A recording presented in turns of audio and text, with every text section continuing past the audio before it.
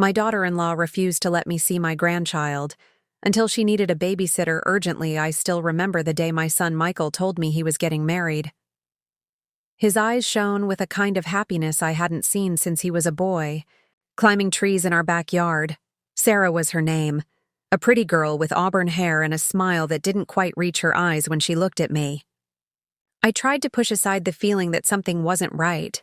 After all, this was my son's happiness we were talking about. "She's the one, Mom," Michael had said, his voice filled with certainty that left no room for my doubts. I smiled and hugged him tight. "Then I'm happy for you, sweetheart." The wedding was a lavish affair, much more extravagant than anything our family had ever done. Sarah's parents had money, old money from what I gathered, and they spared no expense.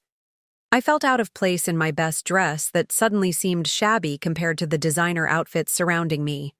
Sarah's mother, Eleanor, had looked me up and down with thinly veiled disapproval when we were introduced. "Martha," she'd said, her voice as cold as her handshake. "So nice to finally meet you. Michael has told us, well, not much about you, actually." The comment stung, but I brushed it off. This was Michael's day, and I wouldn't let anything spoil. I watched as my son, handsome in his tuxedo, promised to love Sarah forever. I wiped away tears, hoping they were all from joy. The first few months after the wedding, I barely saw Michael. He and Sarah had moved into a new house in the affluent part of town, a wedding gift from her parents. When I called, Sarah usually answered and told me Michael was busy or out. The times I did get to speak with him, he sounded distant, hurried. "We should have dinner soon, Mom," he'd say, but the invitation never materialized. Then came the announcement that they were expecting. My heart soared at the news, a grandchild. Despite the growing distance between Michael and me, surely a baby would bring us closer. I immediately started knitting a blanket, imagining tiny fingers and toes, first steps, and bedtime stories. I called more frequently, offering to help, prepare the nursery, or go shopping for baby things. "That's really not necessary," Sarah had said during one call. "We've hired a decorator for the nursery, and my mother is helping with everything else." "Oh," I'd replied, trying to mask my disappointment. "Well, I'm here if you need anything at all." "We're fine, Martha," she'd said, her tone making it clear that my help wasn't wanted. When the baby was born, a beautiful little girl they named Lily, I rushed to the hospital with the blanket I'd made and a small stuffed rabbit that had been Michael's when he was little. Sarah was propped up in bed, looking remarkably put together for someone who had just given birth. Eleanor sat beside her, cooing at the bundle in Sarah's arms. Michael stood at the window, staring out. "Congratulations," I said softly, moving toward the bed. "May I see her?" Sarah clutched the baby closer. "She's sleeping right now." "I won't wake her," I promised. "I just want to see my granddaughter." Eleanor intervened. "Sarah needs her rest, and so does the baby. Perhaps you could come back tomorrow?" I looked to Michael for support, but he avoided my gaze. "Mom, maybe it's best if you come back later." Hurt, I nodded and set my gifts on a side table. "Of course, I'll come back when you're all rested." But when I returned the next day, they had already checked out. Michael sent a text saying they needed time to adjust to being parents and would be in touch when they were ready for visitors. Days turned into weeks, and weeks into months.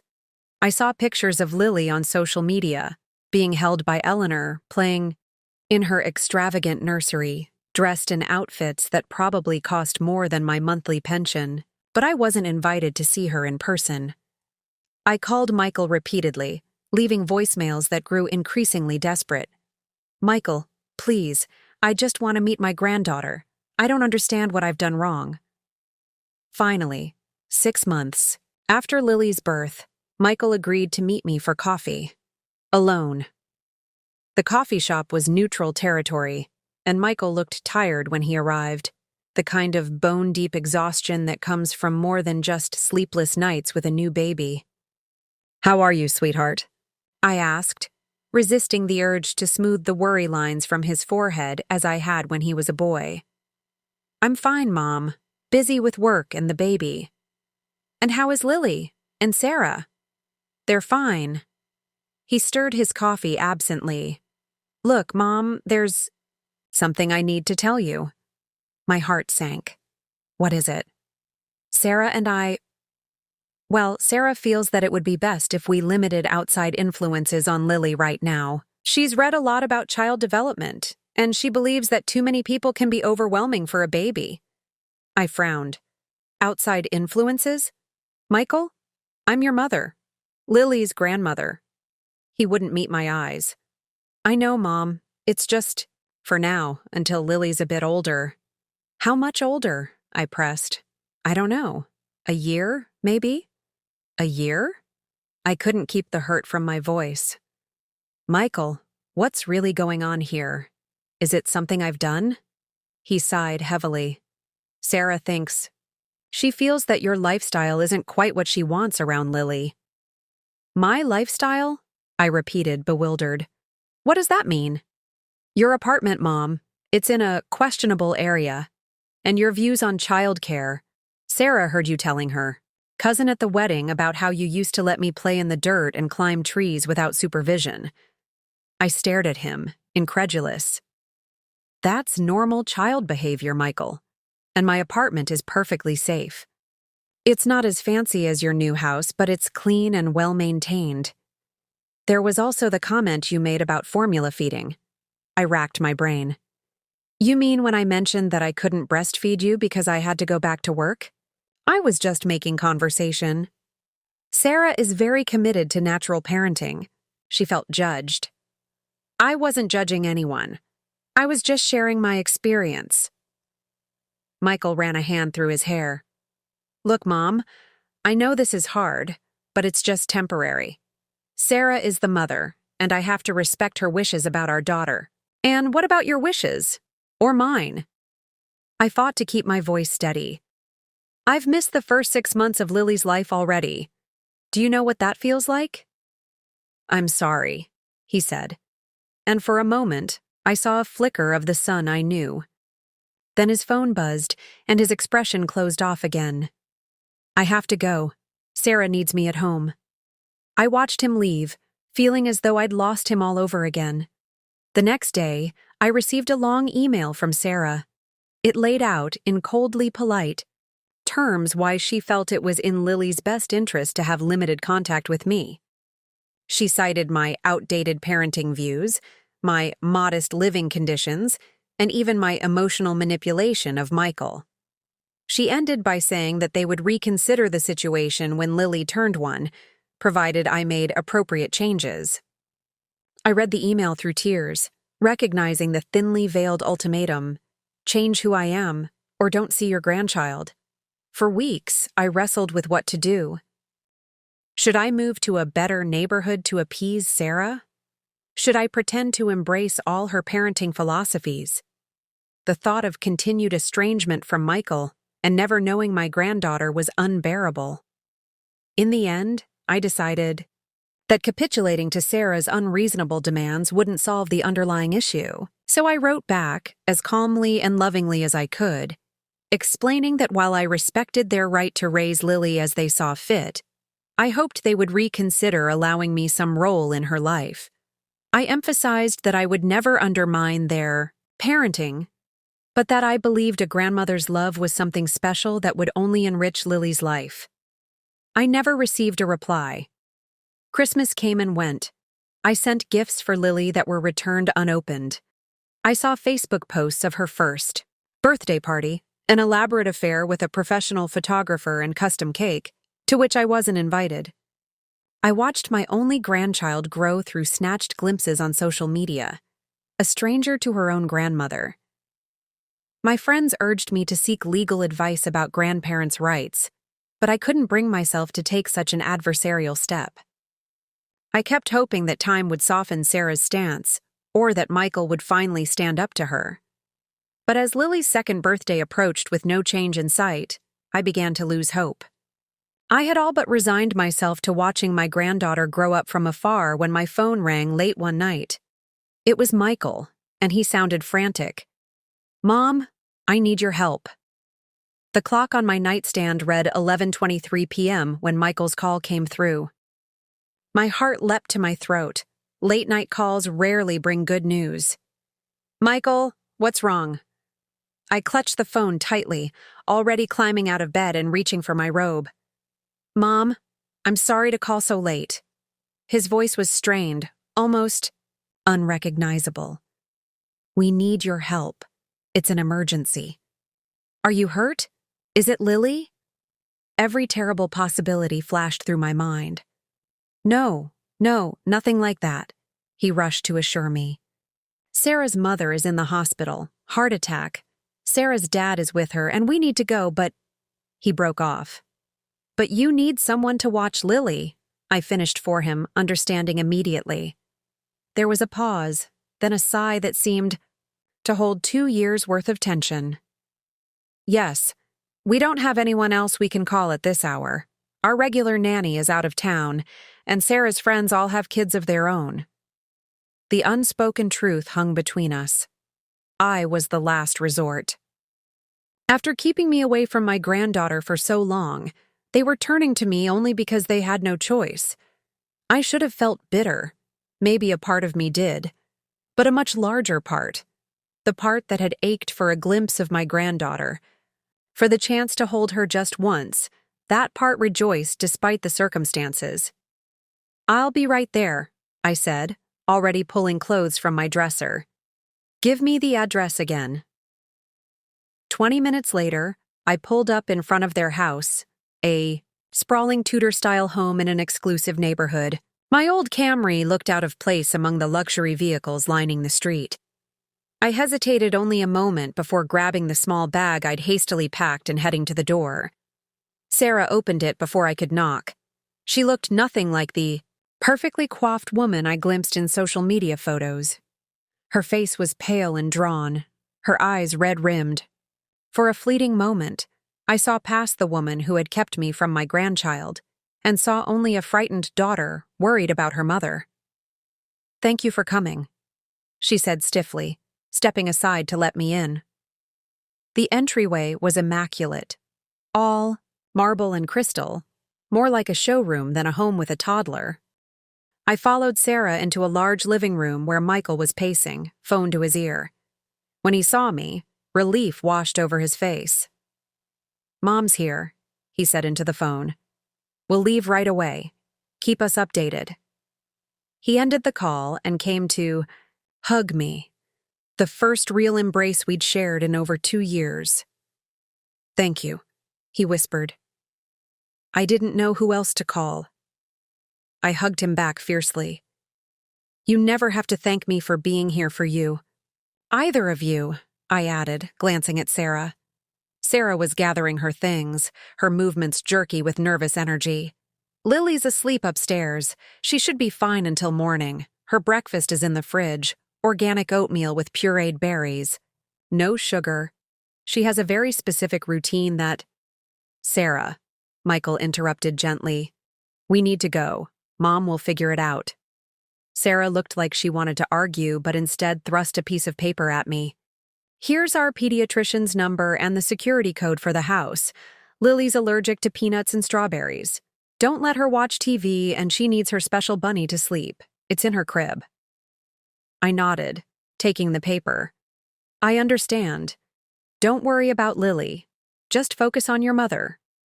Sarah held my gaze for a long moment, and I saw the internal struggle written in the tightness around her mouth. Finally, she gave a curt nod. "We'll call to check in." They left in a flurry of last-minute instructions and the sound of tires on gravel.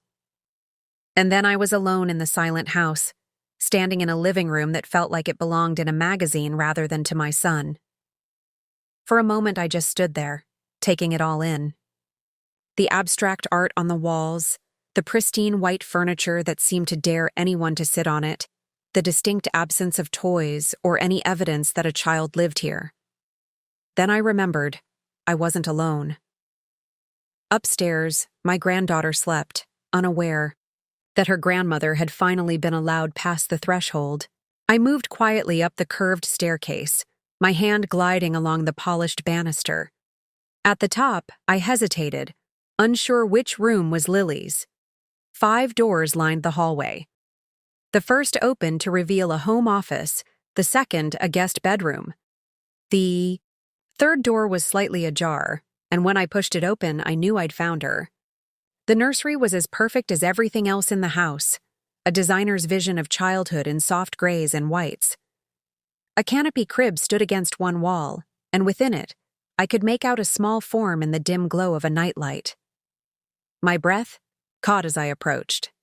I'd seen pictures, of course, but nothing prepared me for the reality of my granddaughter in the flesh. Lily lay on her back, one arm flung above her head, the other clutching a well-loved stuffed rabbit that seemed out of place in the otherwise pristine room. Her dark hair, Michael's hair, curled damply around her forehead, and her rosebud mouth moved slightly in her sleep. She was beautiful, perfect, and a complete stranger to me. I sank into the rocking chair beside the crib, overwhelmed by the moment.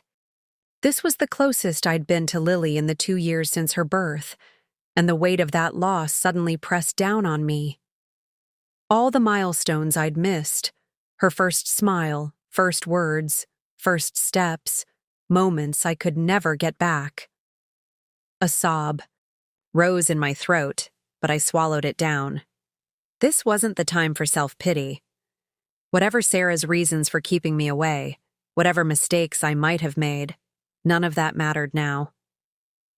What mattered was that Lily needed me, and I was here. I settled in to watch over her, memorizing every detail of her sleeping face. I must have dozed off because the next thing I knew, there was movement from the crib, and a small voice cut through the early morning dimness. "Mama?" I straightened in the chair, suddenly wide awake. Lily was sitting up, her hair tousled from sleep, eyes wide as she stared at me, a stranger in her room. "Hello, Lily," I said softly, trying to keep my voice calm and friendly. "My name is Martha. I'm your daddy's mommy." She clutched her rabbit tighter, her bottom lip trembling. "Want Mama?" "Mama and Daddy had to go see Grandma Eleanor because she's not feeling well," I explained, moving slowly to kneel beside the crib. "They asked me to stay with you until they come back." Lily regarded me solemnly, her gaze so much like Michael's that it made my heart ache. "Your daddy's mommy?" I nodded. "That's right. I'm your grandmother." She seemed to consider this, her head tilted slightly. "Grandmama?" The simplicity of the title nearly undid me. "Yes, sweetheart. Grandmama." "I'm hungry," she announced, apparently accepting my presence with the adaptability of the very young. "Then let's get you some breakfast." I lowered the side of the crib, a beautiful but old-fashioned design that Sarah must have specially ordered, and held out my hands. After a moment's hesitation, Lily came to me, allowing me to lift her down. She was solid and warm in my arms, smelling of baby shampoo and sleep. I held her perhaps a moment longer than necessary, savoring the feel of her, before setting her on her feet. "Do you want to show me where the kitchen is?" I asked. She nodded and, to my surprise, slipped her small hand into mine. "This way, Grandmama." Navigating Sarah and Michael's kitchen felt like being in a spaceship, all gleaming surfaces and high-tech appliances that seemed to require an engineering degree to operate. I finally located the refrigerator, cleverly disguised as a cabinet panel, and found the container of organic oatmeal with a note taped to it detailing precise heating instructions. "Your mama is very organized," I said to Lily, who had climbed onto a stool at the island counter and was watching me with curious eyes. "Mama says everything has a place," she recited solemnly. I smiled. "That's a good way to be. My kitchen is a bit more adventurous." "What's venturous?" "It means exciting." "Full of surprises." I managed to decipher the complicated microwave settings and set the oatmeal to warm. Sometimes I don't know what I'll find in my cupboards. Lily giggled, a delightful sound that made my heart swell. That's silly, Grandmama. I was struck by how quickly she'd adopted the name for me, as if a space had been waiting in her life, reserved for a grandmother she hadn't known existed. It made me wonder what, if anything, Michael and Sarah had told her about me. "What do you like to do for fun, Lily?" I asked, as I set the warm oatmeal before her, garnished with the exact amount of berries specified in Sarah's instructions. She took a careful spoonful before answering. "I have piano lessons on Mondays, ballet on Tuesdays and Thursdays, and swimming on Wednesdays." I raised my eyebrows. Quite a schedule for a 2-year-old. "What about just playing? Do you have favorite toys or games?" Lily seemed to consider this deeply. "I like drawing, and Mr. Bunny likes stories." She hugged the stuffed rabbit that hadn't left her side. "Well, I happen to be excellent at both drawing and telling stories," I told her. "Maybe we could do some of that today?" Her face lit up. "Yes, please." After breakfast, Lily led me to her playroom, another perfectly arranged space with educational toys neatly sorted into labeled bins. Everything looked barely touched, more like a display in a high-end toy store than a room where a child actually played. I spotted a shelf of children's books and went to browse the titles. They were mostly educational. Baby's First Quantum. Physics and multilingual toddler stood out, but I was relieved to find a few classic picture books among them. "Would you like a story first?" I asked, pulling Where the Wild Things Are from the shelf. Lily nodded eagerly and climbed onto a small white couch, patting the space beside her. "Mr. Bunny wants to listen too." I settled beside her and began to read, doing all the voices and encouraging Lily to roar along with the wild things. By the end of the story, she was giggling and bouncing on the couch cushions, behavior I suspected was not normally allowed. "Again, Grandmama," she pleaded when I closed the book. "How about we draw some wild things of our own first?" I suggested, spotting an art easel in the corner. The morning flew by in a whirlwind of stories, drawings, and imaginative play. Lily proved to be bright and curious, with a creativity that seemed to have been just waiting for permission to emerge. I showed her how to make handprint art, something I'd done with Michael as a child, and her delight at the messiness of it was infectious. "Mama doesn't like messy," she informed me as we washed paint from her hands. "Sometimes a little mess is worth it for the fun you have," I said, then quickly added, "But we'll clean up nicely so she doesn't worry." After lunch, which I prepared according to another detailed note from Sarah, Lily began to droop. "Are you ready for a nap, sweetheart?" I asked. She nodded sleepily. "Will you still be here when I wake up?" The question squeezed my heart. "Yes, I'll be right here." As I tucked her into her crib with Mr. Bunny, she asked drowsily, "Grandmama, why haven't I seen you before?" I froze, unsure how to answer. "Well," I began carefully, "sometimes grown-ups have complicated feelings and make decisions that can be hard to understand. Like when Mama says I can't have cookies because they're bad for me, even though they taste good." I smiled at her simple yet profound comparison. "Something like that. But the important thing is that I'm here now, and I love you very much." She was quiet for so long I thought she'd fallen asleep. Then, in a small voice, "I think I love you, too, Grandmama." Tears sprang to my eyes as I leaned down to kiss her forehead. "Sleep well, my sweet girl." While Lily napped, I took the opportunity to explore the house a bit more. The formal living spaces were immaculate, but tellingly impersonal. No family photos adorned the walls, no mementos of shared experiences cluttered the surfaces. It was as if Sarah had created a showplace rather than a home. In Michael's home office, though, I found a single framed picture on his desk. Michael and me at his college graduation, both of us beaming with pride and joy. My throat tightened at the sight. At least he hadn't completely erased me from his life. My phone rang, startling me. It was Michael. "How is everything?" he asked, his voice tense. "Fine. Lily and I are getting along wonderfully. She's napping now." I hesitated. "How is Eleanor?" "Stable. It was a minor heart attack, thankfully. They're keeping her for observation, but the doctors are optimistic." He paused. "Sarah wanted me to check that you're following Lily's routine." I swallowed a flare of annoyance. "Yes, Michael. I'm capable of following instructions." "I know, Mom. It's just, Sarah is under a lot of stress right now." "I understand." And I did, despite everything. "Don't worry about things here. Focus on being there for Sarah and her parents." When we hung up, I felt a renewed determination. If this day with Lily was all I would get, I would make it count. I would give her memories of a grandmother who loved her unconditionally, who brought joy and laughter and a bit of benign mischief into her carefully regulated life. Lily woke from her nap refreshed and eager for more adventures with Grandmama. We baked cookies, not on Sarah's approved food list, but I reasoned that one small transgression wouldn't hurt. Lily took to baking with enthusiasm, her face scrunched in concentration as she helped measure flour and shape the dough into lopsided circles. "Mama never bakes," she informed me, standing on a chair to reach the counter. "She says the kitchen is for the cook."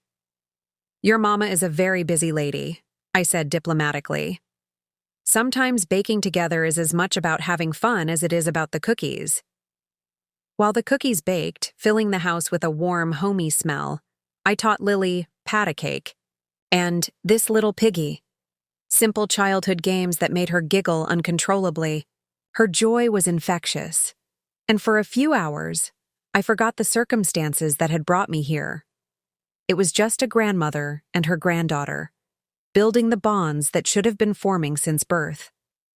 As the afternoon waned, we took our cookies and milk to the backyard. The garden was as perfectly maintained as everything else, manicured lawns and sculptured hedges, but no swing set or sandbox. Lily ran around with the exuberance of a child who doesn't often get to be wild, while I sat on a stone bench watching her, committing every moment to memory. "Grandmama, look," she called, pointing to a butterfly that had landed on a rose bush. "It's beautiful." "Yes, it is," I agreed, joining her. "Do you know what butterflies start as?" She shook her head, eyes wide. "Caterpillars," I told her. "They start as little crawling creatures, and then they wrap themselves up in a cocoon and transform into something completely new and beautiful." "Like magic," Lily breathed. "Nature's magic," I agreed. "The world is full of amazing changes like that." As the sun began to set, we went back inside. I bathed Lily, another activity with detailed instructions from Sarah, and got her ready for bed. After another story, she reluctantly let me tuck her in. "Will you come back tomorrow, Grandmama?" she asked, her small face serious in the dim light. My heart clenched. "I don't know, sweetheart. That's up to your mama and daddy." "I want you to come back," she declared firmly. "I'll tell Mama." I smiled, though tears threatened.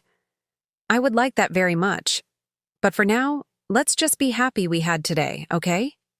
She nodded, already drifting toward sleep. "Love you, Grandmama," she murmured. "I love you too, my precious girl.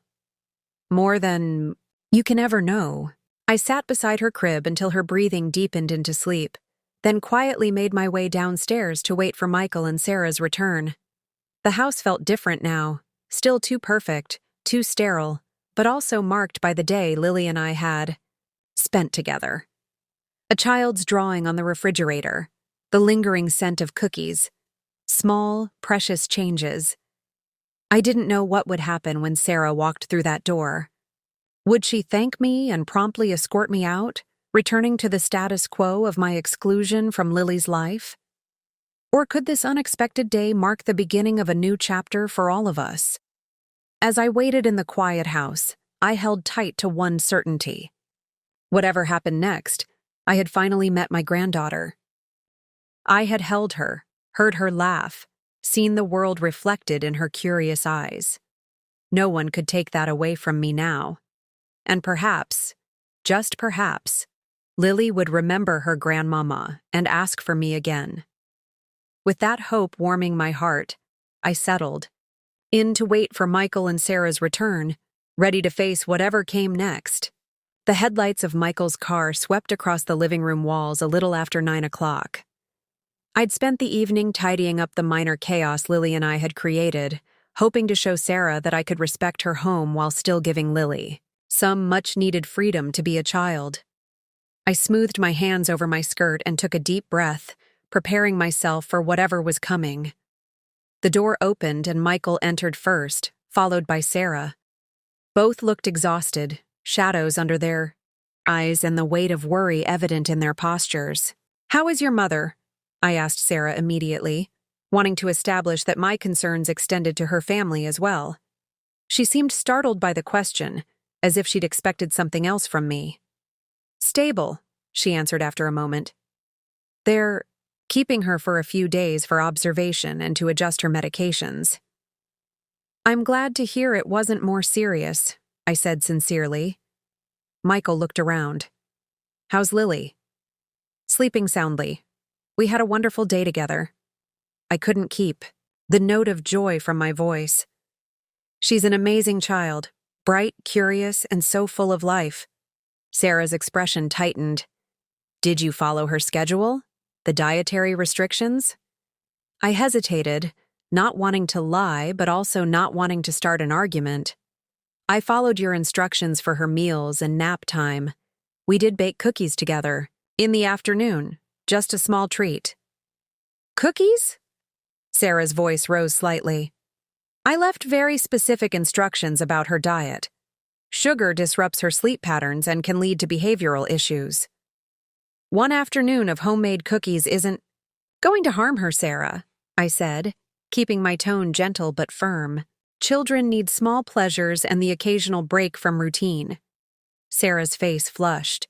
"This is exactly why—" She cut herself off, pressing her lips together. "Why what?" I asked, though I knew.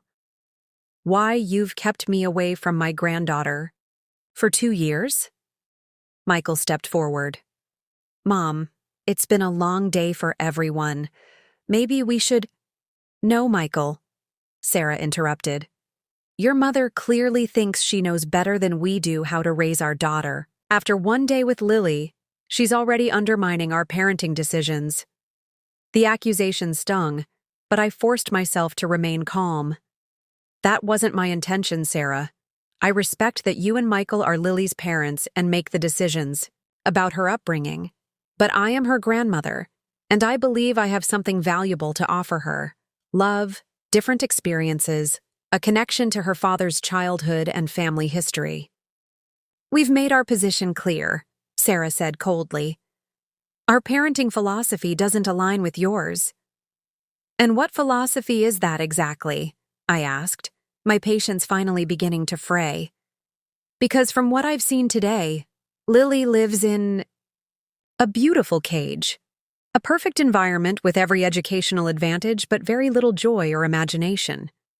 Michael looked stricken. "Mom, that's not fair." "Isn't it?" I turned to my son. "When was the last time you got down on the floor and played with your daughter, Michael? When was the last time either of you did something spontaneous and silly, just to hear her laugh?" Sarah's face was rigid with anger. "How dare you judge us? You know nothing about our day-to-day life with Lily." "Because you've kept me away." My voice broke. I've missed 2 years of her life, her first steps, her first words, her birthdays. Do you have any idea what that's been like for me? To see pictures of her online but never be allowed to hold her? To know her? Michael ran a hand through his hair, a gesture so familiar from his childhood that it nearly undid me. "Mom, it's complicated." "No, it's not," Sarah cut in. "Your mother doesn't approve of our lifestyle, our values, or our parenting choices. She made that clear from the beginning. I stared at her, genuinely confused. What are you talking about? I've never criticized your parenting because I wasn't given the chance to see it until today. You didn't have to say it. I could see it in your expression every time we met. The judgment, the disapproval, just like I saw it today when you looked around our home. The pieces suddenly fell into place. Sarah's hostility, her determination to keep me at a distance. It wasn't really about my outdated parenting views or my modest apartment. Sarah, I said slowly, I think there's been a misunderstanding. I've never judged you or your lifestyle. Please, she scoffed. I grew up with a mother who could say more with a raised eyebrow than most people can with a full sentence. I know judgment when I see it. And there it was, the real issue. Not me at all, but the relationship Sarah had with her own mother, projected onto me. I'm not Eleanor, I said quietly. Sarah's head snapped up, her eyes wide. I'm not your mother, I continued gently. And whatever complicated feelings exist between you and her, they shouldn't determine my relationship with Lily. You don't know anything about my relationship with my mother, Sarah said, but her voice had lost some of its edge. I know that she's a formidable woman with very high standards, I said carefully. I met her at your wedding, remember? I saw how she spoke to you, the way she critiqued everything from the flowers to your dress. And I just saw you rush to her, side in a crisis, despite whatever tensions exist between you. Sarah's eyes glistened with unshed tears. You think you understand, but you don't. Then help me understand, I pleaded. Because I want to be in Lily's life, and that means finding a way for us to work together. Michael moved to stand beside his wife, his hand on her shoulder. Mom, this isn't the right time for this conversation. Sarah's exhausted, and we're worried about Eleanor. I nodded, acknowledging the truth in what he said. You're right. I'm sorry for pushing. I gathered my purse and jacket. I should get going. Thank you for letting me spend time with Lily. It meant everything to me. As I headed toward the door, Lily's small voice came from the top of the stairs. Grandmama, are you leaving? We all looked up to see her standing there in her pajamas, Mr. Bunny dangling from one hand. Lily, Sarah said sharply, you should be in bed. I heard voices, Lily said, making her way down the stairs one careful step at a time. I wanted to say goodbye to Grandmama. I met Sarah's eyes, silently asking permission. After a moment, she gave a small nod. I knelt down as Lily reached the bottom of the stairs and ran to me. Her small arms went around my neck in a fierce hug. Thank you for the cookies and stories, Grandmama. You're very welcome, sweetheart, I said, breathing in the scent of her hair, trying to memorize this moment. Can you come back tomorrow? She asked, pulling back to look at me with hopeful eyes. I glanced at Sarah, who had moved closer, her expression unreadable. That's up to your mama and daddy, Lily. Lily turned to her parents. Please, can Grandmama come back? She knows the best stories, and she made the cookie dough go round and round. Michael looked at his wife, clearly leaving the decision to her. The tension in the room was palpable as Sarah struggled with herself. Finally, she sighed. Not tomorrow, Lily. Mommy and Daddy need a quiet day at home. She hesitated, then added, but maybe your grandmother could visit on Sunday for lunch. I couldn't believe what I was hearing. I would like that very much, I said, trying to keep my voice steady. Me too, Lily exclaimed, bouncing on her toes. Now back to bed, young lady, Michael said, scooping Lily up. Say goodnight to Grandmama. Good night, Grandmama, Lily called as Michael carried her upstairs. See you on Sunday. Left alone. With Sarah, I hardly knew what to say. Thank you, I managed finally. She nodded, arms crossed protectively over her chest. Lily obviously enjoyed her time with you, and you did keep her safe. She took a deep breath. But this doesn't mean I'm comfortable with everything you did today. We need to establish some ground rules if you're going to be in Lily's life. I understand, I said, willing to accept any terms that would allow me to see my granddaughter. We can talk about that on Sunday. Sarah nodded again, more firmly this time. Sunday at noon. Don't be late. As I drove home that night, my heart felt lighter than it had in years. One day had somehow unlocked a door that had seemed permanently closed. There would be challenges ahead, boundaries to negotiate, old hurts to heal. But I had held my granddaughter, and she had called me grandmama. For now, that was enough. The next 2 days crawled by. I cleaned my apartment thoroughly, though I knew the lunch would be at their house. I bought a small gift for Lily, a picture book about a grandmother and granddaughter planting a garden together, and wrapped it carefully. I practiced what I might say to Sarah, rehearsing calm, reasonable responses to various scenarios. By Sunday morning, I was a bundle of nerves. I arrived at their house 15 minutes early, then sat in my car until exactly noon before walking to the door, not wanting to irritate Sarah by being either early or late. This time, it was Michael who answered, his smile warmer than I had seen it in years. Hi, Mom. Come on in. The house felt different, less like a museum and more like a home. Toys were scattered across the living room floor, and the sound of Lily's laughter carried from the kitchen. Sarah's finishing up lunch, Michael said, leading me through the house. And Lily's been asking about you every 5 minutes since she woke up. The kitchen was a different scene from the sterile space I'd navigated 2 days before. Sarah stood at the stove, stirring something that smelled delicious. A step stool was pulled up beside her, and Lily was helping, dropping what looked like vegetables into a pot. "Grandmama!" Lily shrieked when she saw me. She scrambled down from her perch and raced across the kitchen, flinging herself into my arms. I caught her, laughing at her enthusiasm. "Hello, my sweet girl. I missed you." "I missed you too. Mama let me help make soup for you." I looked up to find Sarah watching us, her expression guarded but not hostile. "It smells wonderful," I said. "It's my grandmother's recipe," Sarah replied, turning back to the stove. "Lily insisted we make it for you." I set Lily down and moved to the kitchen island, unpacking the small gift I'd brought and a loaf of homemade bread. "May I help with anything?"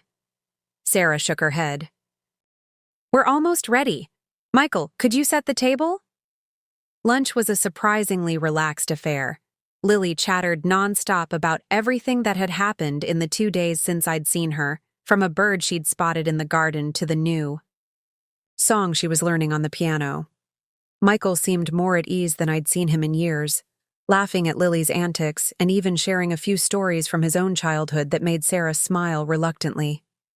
After we'd eaten, Michael took Lily upstairs for her nap, leaving Sarah and me alone at the table. "The soup was delicious," I said, breaking the silence. "Your grandmother must be a wonderful cook."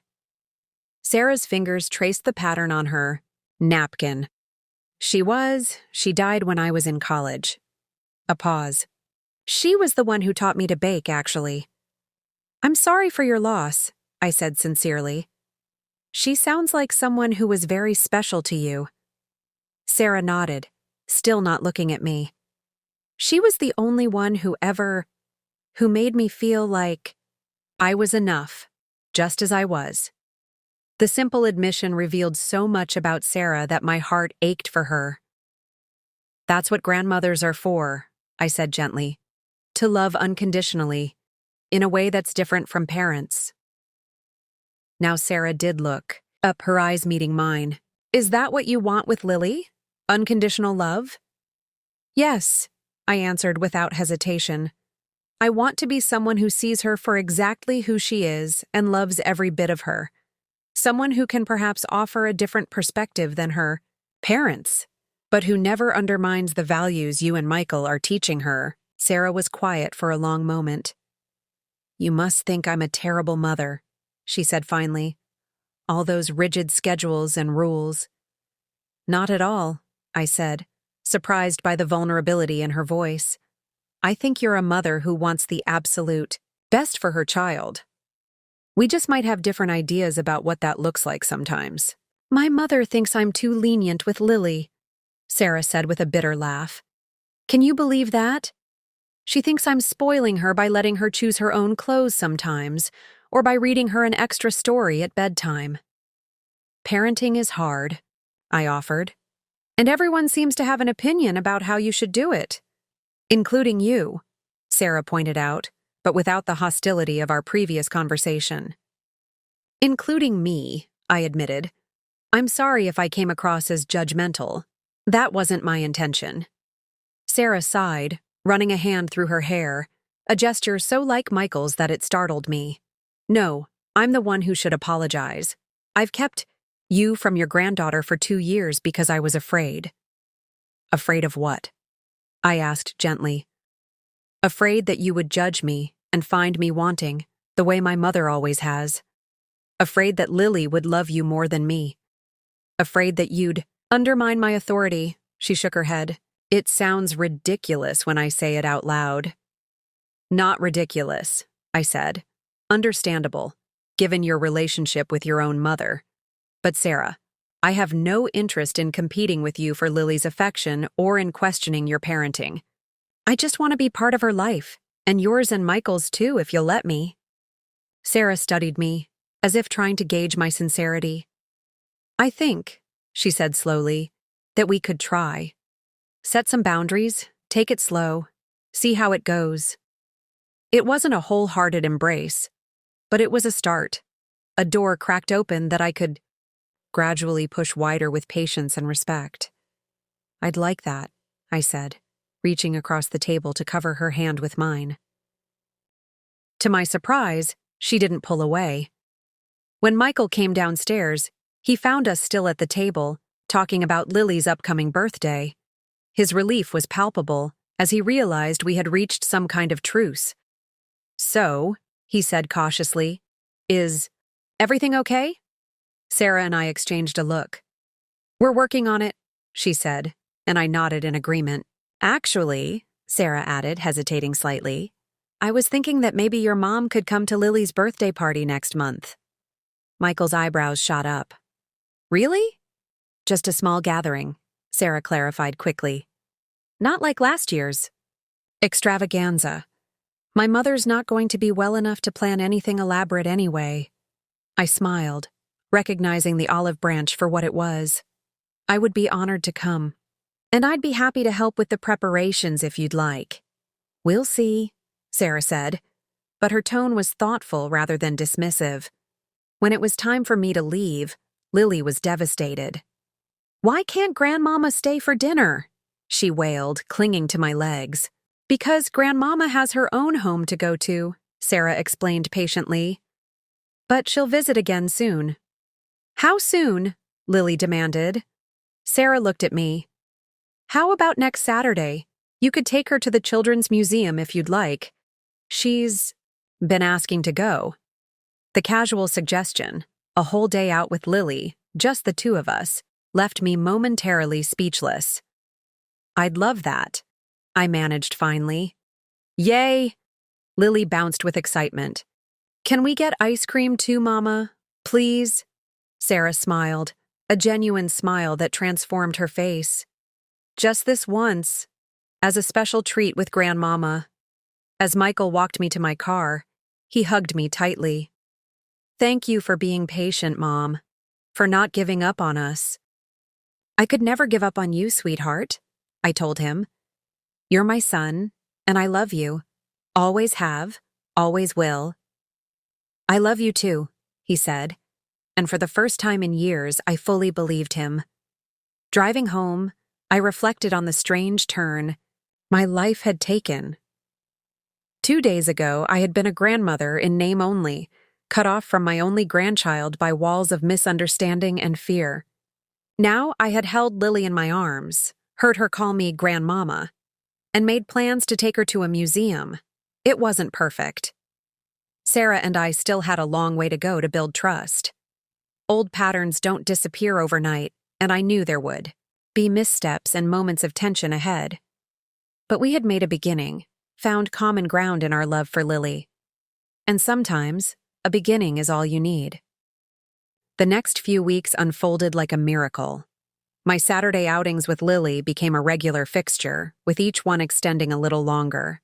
First the children's museum, then a trip to the zoo, then a puppet show at the library.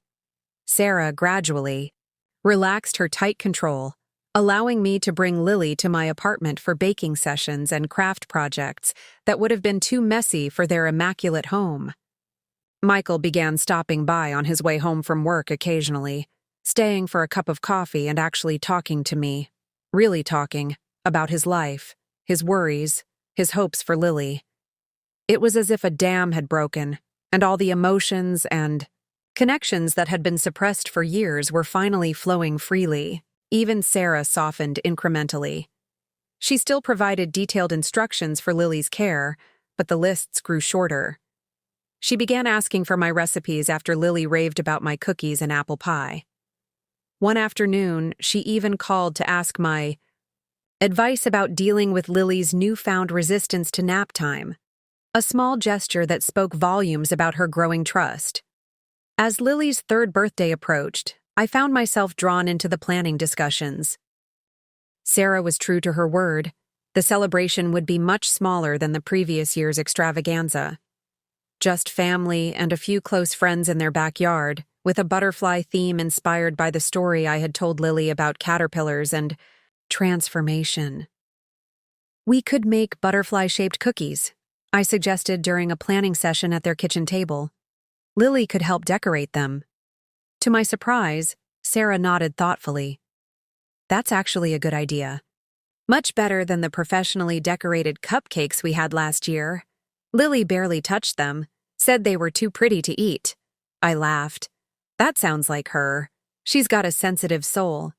She gets that from Michael, Sarah said. Then, added hesitantly, and maybe from you too. I've noticed she has your laugh.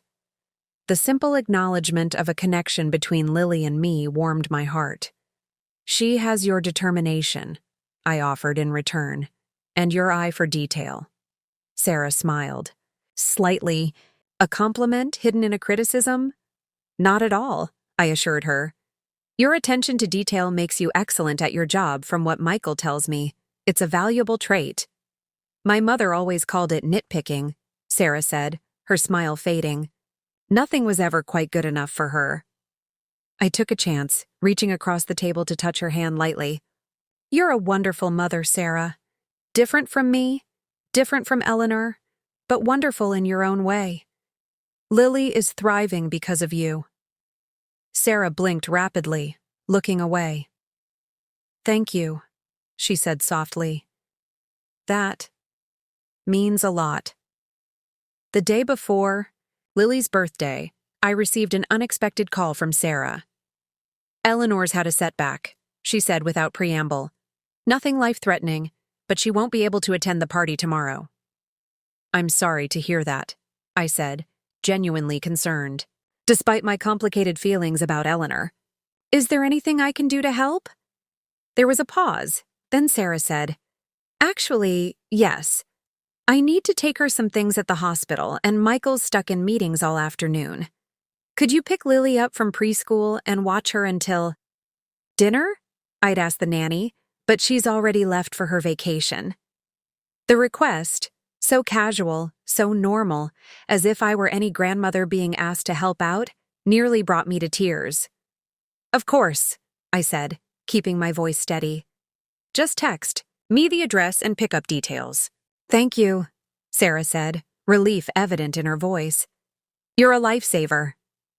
As I hung up, I marveled at how far we had come in just a few short weeks.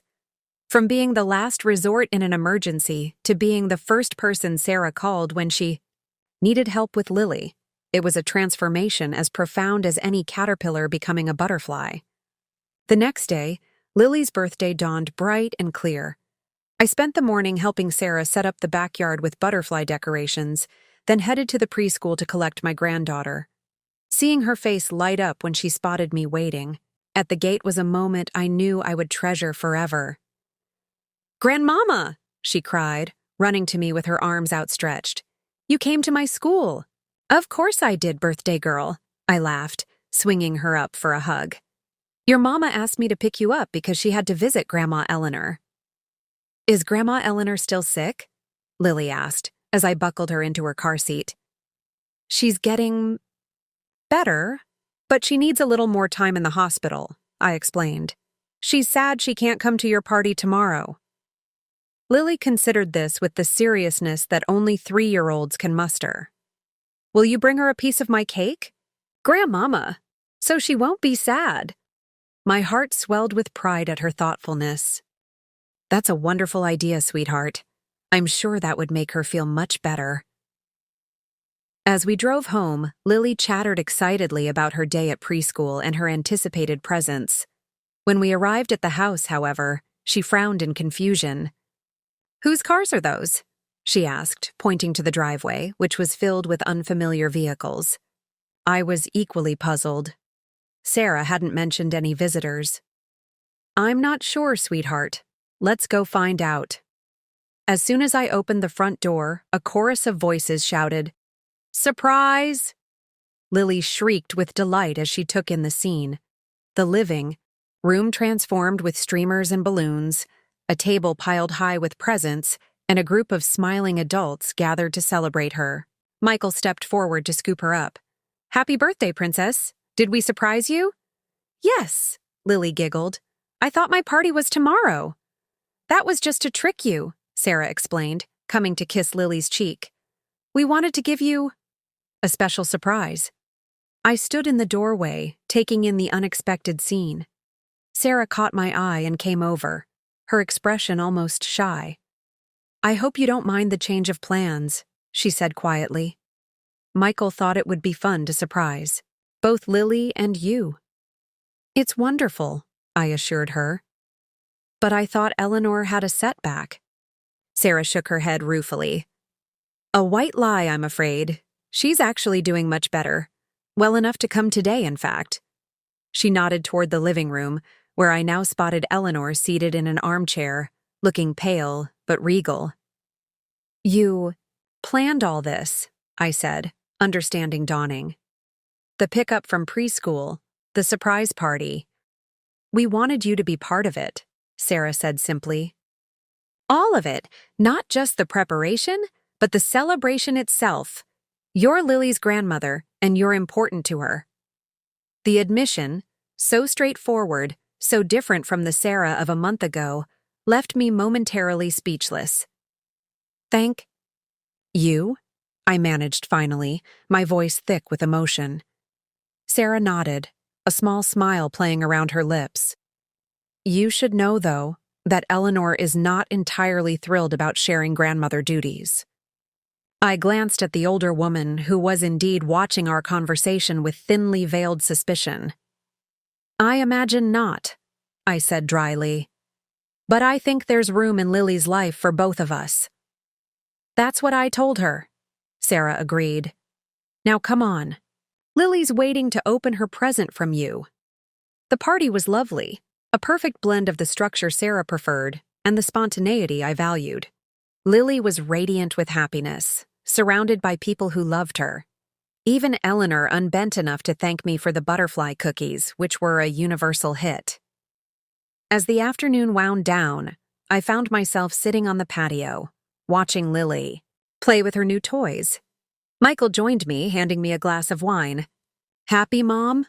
he asked, settling into the chair beside me. "Beyond happy," I told him truthfully.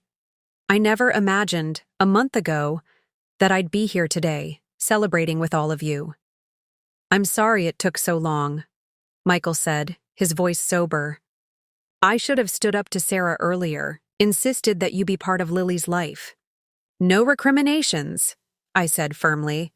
"What matters is that we're here now, finding our way forward together." He nodded, his gaze moving to where Sarah was helping Lily arrange her new stuffed animals in a line. "She's trying, Mom. This isn't easy for her." "I know," I assured him, "and I respect how far she's come. We're building something new here, all of us. It takes time. Later, as I was gathering my things to leave, Sarah approached me with Lily in tow. "Grandmama," Lily said, solemnly, "Mama says I can sleep at your house sometimes. Can I bring Mr. Bunny?" I looked at Sarah in surprise.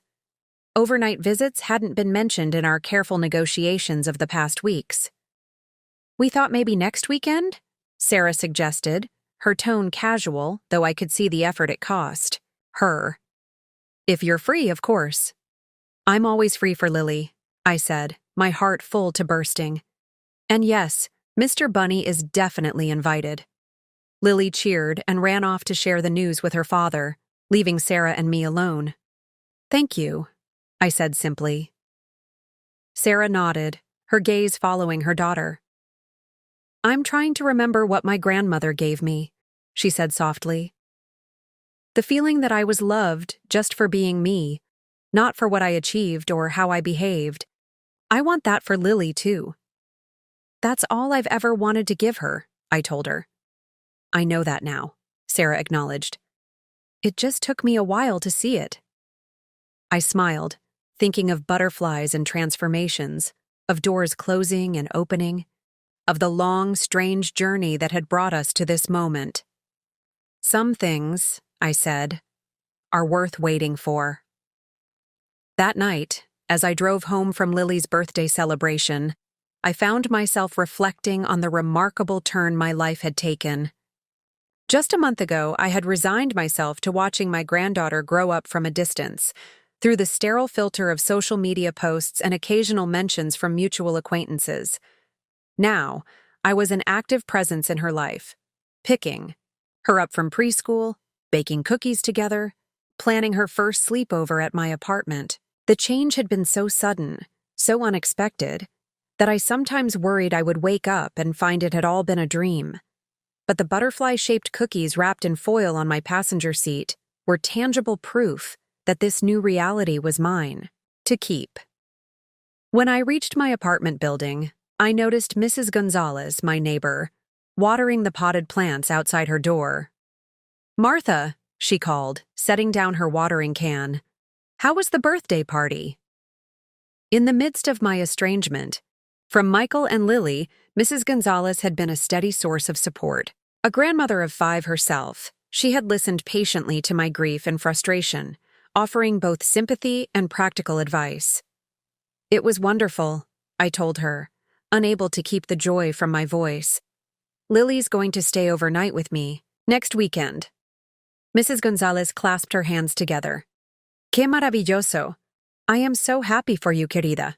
You see? I told you that time would heal these wounds." "You were right," I admitted, though privately I thought it had been more than just time. It had taken a crisis, Eleanor's heart attack, to create the opening I needed. And it had taken courage on both my part and Sarah's to step through. That opening toward reconciliation. "You must tell me all about it," Mrs. Gonzalez insisted. "Come for coffee tomorrow?" I promised I would, and continued to my apartment, my mind already racing with plans for Lily's visit. The spare bedroom needed fresh linens, and I should get some child-friendly snacks.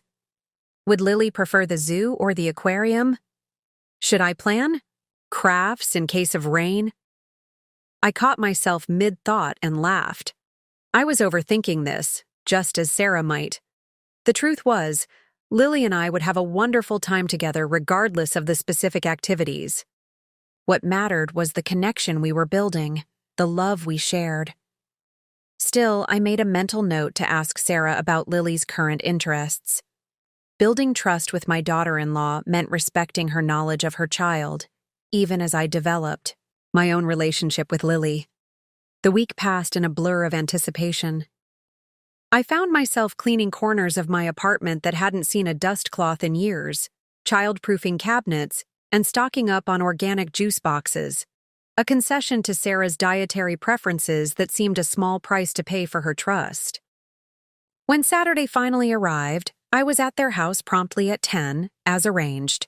Lily flung open the door before I could knock, bouncing with excitement. "Grandmama, I packed Mr. Bunny and my special blanket and 5 books, she announced, pointing to a small pink suitcase beside her. That sounds perfect, I told her, stepping inside. We're going to have such a wonderful time. Sarah appeared from the kitchen, a folder in her hand.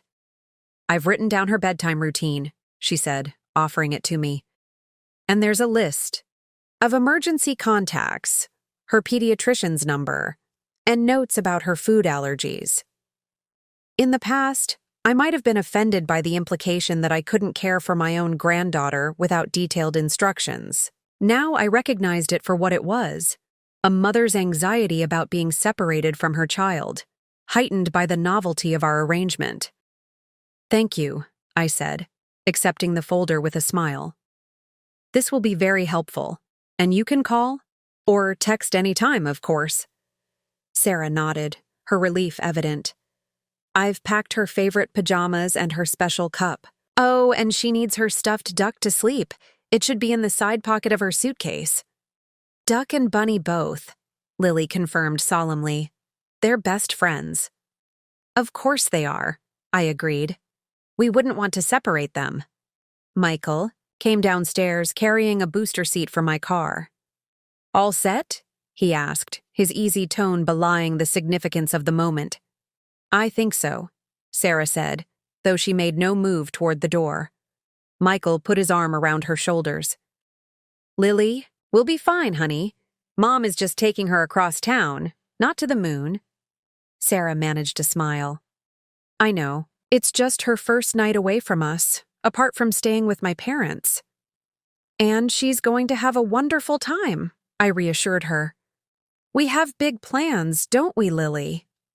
We're going to make a fort, Lily announced, clearly having forgotten that this was supposed to be a surprise for her parents. I laughed. That's right. And maybe visit the aquarium if there's time. The aquarium closes at 6, Sarah said automatically. You'll need to be there by 4 at the latest to make it worthwhile. We'll keep that in mind, I promised. Now should we get going? The fish are waiting. After a flurry of hugs, kisses, and last-minute reminders, Lily and I were finally in my car, headed for the first of many adventures together. Are you excited, sweetheart? I asked, glancing at her in the rearview mirror. Yes, she exclaimed, kicking her feet against the seat. Mama never makes forts. She says they make too much mess. I smiled, acknowledging the truth in that. Well, sometimes a little mess is worth it for the fun you have, and we'll clean up together afterward. That's what Daddy says too, Lily informed me. But Mama says that's why they hired Maria to clean, because Daddy's idea of clean isn't really clean. I bit back a laugh, wondering what other domestic details my granddaughter might innocently reveal. Everyone has different ideas about things like cleaning, I said diplomatically. That's what makes the world interesting. Our day unfolded in a delightful sequence of simple pleasures. We started with lunch at a child-friendly cafe near the aquarium, where Lily impressed me with her sophisticated palate, happily sampling my gazpacho and declaring it tangy. That means sour, but in a good way, Grandmama. At the aquarium, I watched her face light up with wonder at the otherworldly creatures gliding through their watery homes. She was particularly entranced by the jellyfish, their translucent bodies pulsing in the blue-lit tanks. They're like underwater butterflies, she whispered, pressing her small hand against the glass. They do look magical, don't they? I agreed. Did you know that jellyfish have been around for over 650 million years? That's even older than dinosaurs. Lily's eyes widened. Older than T-Rex? Much older, I confirmed, delighted by her curiosity. They're some of the oldest animals on Earth. I'm going to tell Daddy, she decided. He loves dinosaurs. He has a whole book about them in his office. These little revelations about Michael, his love of dinosaurs, which I'd known about, but which Sarah had apparently embraced rather than dismissed as childish. His relaxed approach to housekeeping, which matched my own, were like precious gifts, connecting me back to the son I'd begun to feel I'd lost. After the aquarium, we stopped for ice cream. Another small rebellion against Sarah's strict dietary regimen, but one I felt was reasonable for a special outing. Lily chose mint chocolate chip, tucking into it with such enthusiasm that she ended up with a green mustache that made us both dissolve into giggles. By the time we reached my apartment, it was late afternoon, and the real highlight of our visit was yet to come. "Can we build the fort now, Grandmama?" Lily asked as soon as we'd set her suitcase down. "Absolutely," I agreed. "Let's gather our supplies." Together, we collected sheets, blankets, pillows, and clothespins. I showed her how to drape the sheets over chairs and the couch, securing them with the clothespins to create a cozy hideaway in my living room. We added pillows for comfort, battery-operated fairy lights for magic, and Lily's stuffed animals as residents of our fabric kingdom.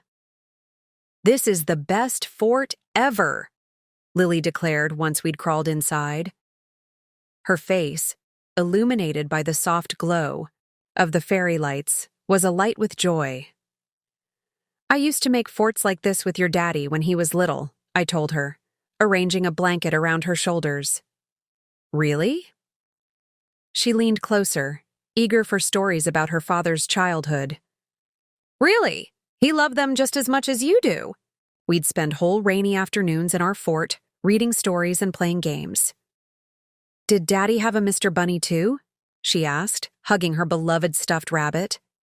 "He had a teddy bear named Fred," I told her. "Fred went everywhere with your daddy until he was about 7 years old." Lily considered this information seriously. "Where is Fred now?" I smiled, touched by her concern for a stuffed animal she'd never met. "I think he's in a special box in the attic at your house. Maybe we could ask your daddy to find him sometime." "Yes," Lily agreed enthusiastically. Then Mr. Bunny could meet him, and they could be friends. We spent the next hour in our fort, telling stories, playing with Lily's stuffed animals, and enjoying the simple pleasure of being together in a special place we'd created. When my phone buzzed with a text, I wasn't surprised to see Sarah's name on the screen. "Just checking in. How is everything going?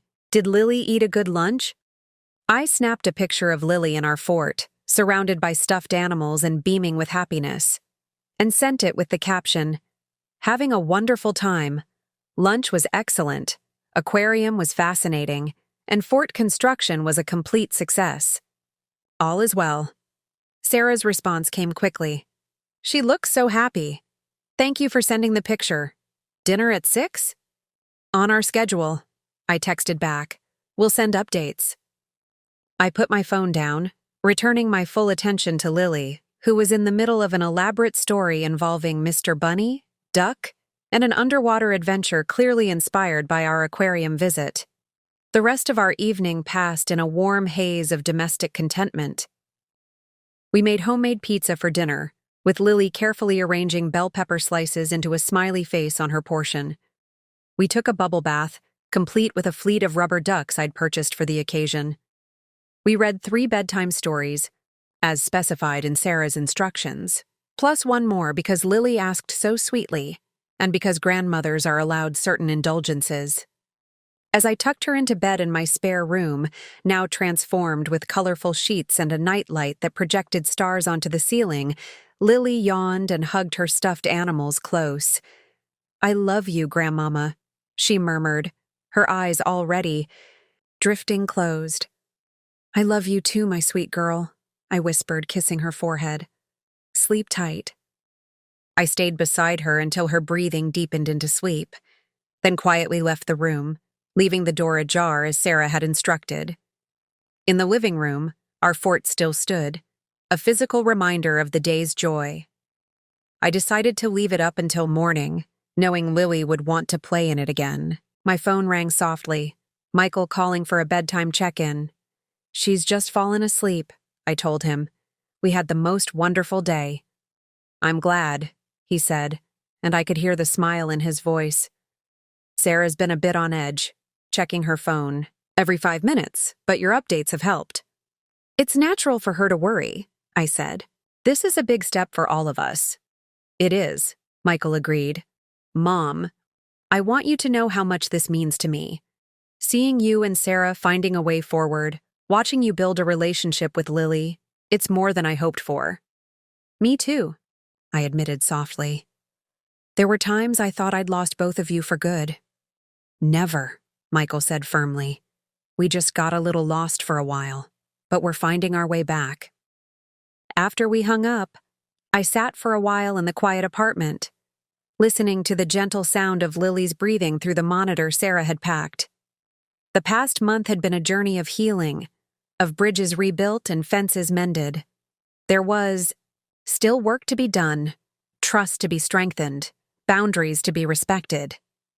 But we had made a beginning, and that beginning had blossomed into something more substantial than I had dared to hope. I thought about what Sarah had said at Lily's birthday party, about wanting her daughter to feel loved just for being herself. That kind of unconditional love is the greatest gift any child can receive, from a parent, from a grandparent, from anyone who cares for them. It forms the foundation of their sense of self, their ability to face the world with confidence and compassion. In keeping me from Lily, Sarah had been trying to protect her daughter from what she feared: judgment, criticism, the burden of never feeling quite good enough. She had projected her own painful relationship with Eleanor onto me, assuming I would treat Lily as Eleanor had treated her. It was a mistake born of fear and love, not malice. Understanding that had been key to forgiving her, to moving forward, together. As the first month of our new relationship gave way to the second, then the third, we settled into a rhythm that worked for all of us. I had Lily for a sleepover every other weekend. I joined them for Sunday dinners most weeks. I was included in school events and family celebrations. Sarah and I found common ground in our love for Lily and Michael, but also in unexpected shared interests: gardening, historical fiction, a fondness for British murder mysteries. We would never be best friends, but we were building a relationship based on mutual respect and genuine caring. Michael blossomed in the absence of tension between the two women he loved most in the world. The strain that had marked his face when we met for coffee all those months ago gradually eased, replaced by the easy smile I remembered from his youth. Even Eleanor, upon her full recovery, seemed to thaw slightly in my presence. Perhaps seeing her daughter open her heart to me had shown her a different way of being, or perhaps her brush with mortality had shifted her priorities. Whatever the reason, she became, if not warm, at least civil, occasionally even joining us for family gatherings, without dominating the proceedings. But the most profound transformation was in Lily. Having both grandmothers in her life gave her a sense of extended family, of belonging to something larger than her immediate household.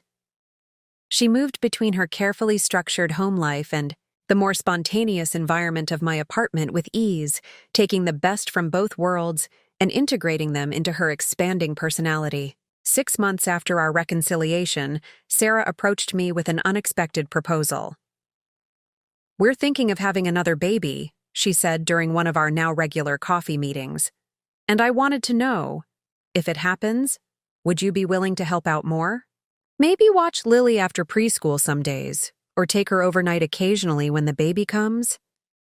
I was touched beyond words by the request, not just the practical aspects, but what it represented.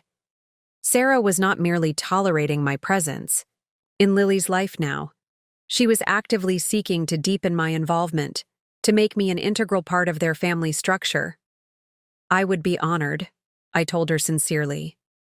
Nothing would make me happier than helping you and Michael and having more time with Lily. Sarah nodded, looking relieved. "Thank you. I know it's a big ask, especially after everything." "After everything," I echoed gently. "It's a gift I never expected to receive."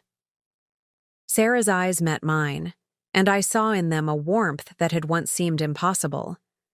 "I think," she said slowly, "that we've all received gifts we didn't expect." 3 months later, they announced that Sarah was pregnant. Lily was ecstatic about becoming a big sister, immediately peppering everyone with questions about the baby and making elaborate plans for all the things she would teach her new sibling.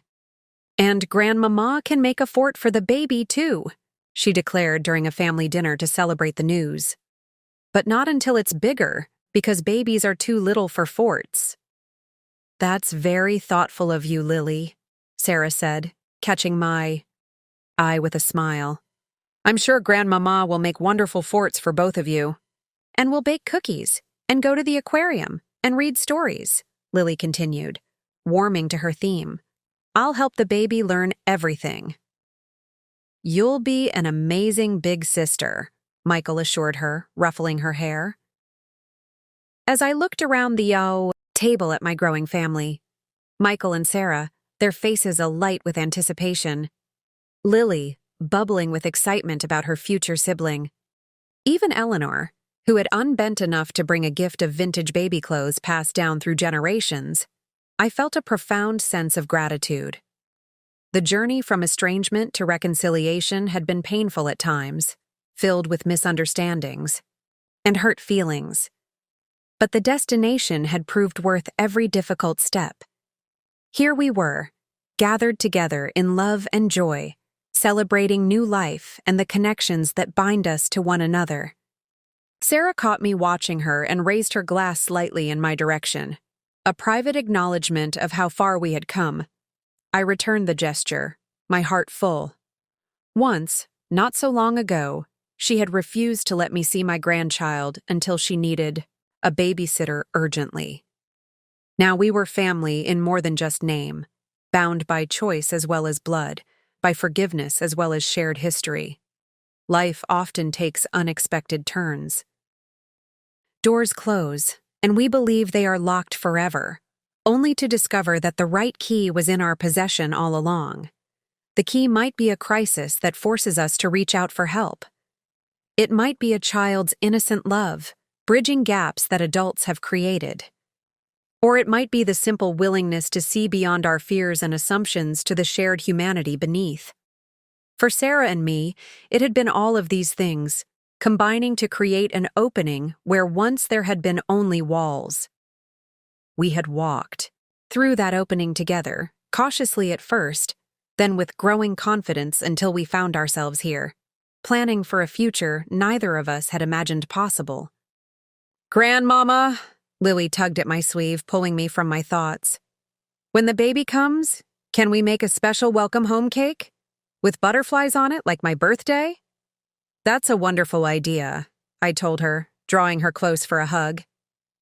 Butterflies are perfect for new beginnings.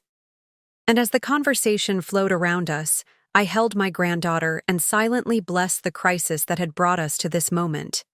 The urgent need for a babysitter that had opened the door to healing, reconciliation, and love. Sometimes, life's emergencies turn out to be its greatest gifts. 6 months later, I stood in the hospital corridor, a sleeping Lily cradled against my shoulder, waiting for news. Sarah had gone into labor 3 weeks early, catching everyone by surprise. Michael had called me in a panic, asking if I could take Lily while he rushed Sarah to the hospital. Of course, I'd said without hesitation. Don't worry about anything but Sarah and the baby. Lily and I will be fine. We'd spent the day baking cookies and making welcome home cards for the baby, Lily's excitement about her imminent sibling tempered by concern for her mother. Is Mama going to be okay? She'd asked repeatedly, her small face creased with worry. She's going to be fine, I'd assured her. Having a baby is hard work, but the doctors and nurses will take good care of her. And your daddy is with her the whole time.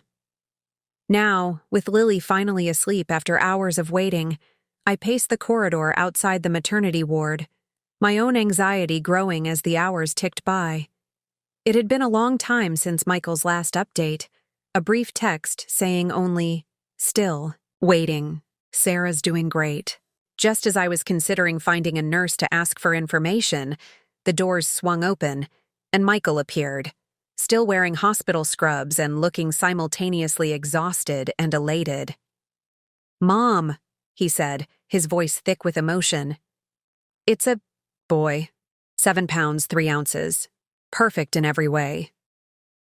I shifted Lily carefully to free one arm and hugged my son. Congratulations, sweetheart. How is Sarah doing? She's amazing, Michael said, his eyes shining with pride and love. It was a long labor, but she never complained once. You should have seen her, Mom. So strong, so incredible. I'm not surprised, I said sincerely. She's one of the strongest people I know. Michael smiled at the praise of his wife, then glanced at Lily, still sleeping peacefully against my shoulder. Has she been okay? She's been wonderful, I assured him. Excited, a little worried, but she handled it all beautifully. You should be very proud of her. I am, he said softly, reaching out to stroke his daughter's hair. Of both of them. Of all of us, really. We've come so far. I knew he wasn't just talking about the birth. Yes, we have, I agreed. Now, when can I meet my new grandson? Michael checked his watch. They're just getting Sarah settled in her room. Give them about 20 minutes, then you can bring Lily in to meet her brother. Those 20 minutes seemed to stretch endlessly, but finally a nurse came to lead us to Sarah's room. I gently woke Lily, who blinked sleepily before remembering where we were and why. Is the baby here? She asked, suddenly wide awake. Can I see it? Yes, sweetheart, I told her, setting her on her feet and straightening her rumpled clothes. You have a new baby brother waiting to meet you. A brother? Lily's eyes widened. I thought it was going to be a sister. Sometimes babies surprise us, I explained, taking her hand as we followed the nurse. But brothers can be just as fun as sisters. I guess, Lily said dubiously. But can I still teach him to bake cookies and make forts? Absolutely, I assured her. He'll need his big sister to teach him all sorts of important things. When we entered the room, Sarah was propped up in bed, looking tired but radiant, a small bundle cradled in her arms. Michael stood beside her, one hand on her shoulder, both of them gazing at their newborn son with expressions of wonder. Mama! Lily called, running to the bedside. I helped Grandmama make cookies for you, and I drew pictures for the baby. Sarah looked up, her face softening as she saw her daughter. Thank you, sweetheart. That was very thoughtful of you. Would you like to meet your baby brother? Lily nodded solemnly, and Michael lifted her carefully onto the bed beside Sarah. I hung back, not wanting to intrude on this intimate family moment, but Sarah looked up and caught my eye. Come and meet your grandson, Martha, she said, using my first name with an ease that still sometimes surprised me. I moved closer, my heart full as I gazed at the tiny face nestled against Sarah's chest. He had a shock of dark hair, just like Michael had as a newborn, and the same determined set to his small chin. He's beautiful, I said softly. Absolutely perfect. We're calling him James, Michael told me. James Arthur, after both our fathers. Tears pricked my eyes at the gesture. My late husband Arthur honored in his grandson's name. Thank you. Arthur would have been so proud. We wanted to honor both sides of his family, Sarah explained, her eyes meeting mine with genuine warmth. Both of his histories. Can I touch him? Lily asked, peering at her brother with fascination. Very gently, Sarah guided her daughter's small hand to the baby's. Tiny fingers reflexively curled around Lily's finger, and she gasped in delight. He's holding my hand. He knows I'm his sister. Of course he does, Michael said, his voice gentle. You're going to be the best big sister in the world. Lily beamed with pride, then turned to me. Grandmama, do you want to hold him? You can show him how to make the funny face that always makes me laugh. Sarah and I exchanged a glance, both of us smiling at Lily's innocent suggestion. Maybe we'll save the funny faces for when he's a bit older, I said. But I would love to hold him if that's okay with your mama. To my surprise, Sarah immediately held the baby out to me. Of course, she said. James should get to know his grandmother right away. The simple, generous gesture, offering her newborn son to me without hesitation, acknowledging my place in his life from the very beginning, moved me deeply. It represented how far we had come, the trust we had built, the family we had become.